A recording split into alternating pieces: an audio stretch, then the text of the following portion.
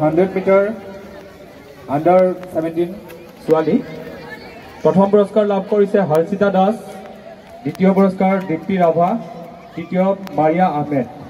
আমি তিনিগৰাকীকে মঞ্চত বিচাৰিছোঁ।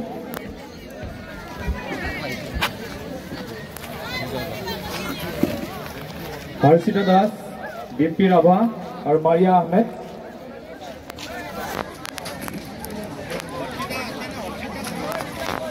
হাণ্ড্ৰেড মিটাৰ দৌৰ প্ৰতিযোগিতাত এয়া প্ৰথম পুৰস্কাৰ লাভ কৰিছে হৰ্ষিতা দাসে, আমাৰ ভাৰতীয় বাহিনীৰ 7 ৱাৰ্ডৰ হৰ্ষিতা দাস।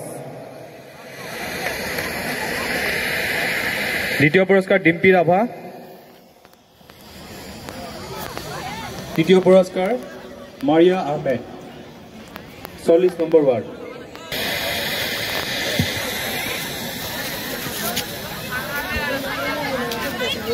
এবাৰ আমি আগবাঢ়িছোঁ 100 মিটাৰ দৌৰ।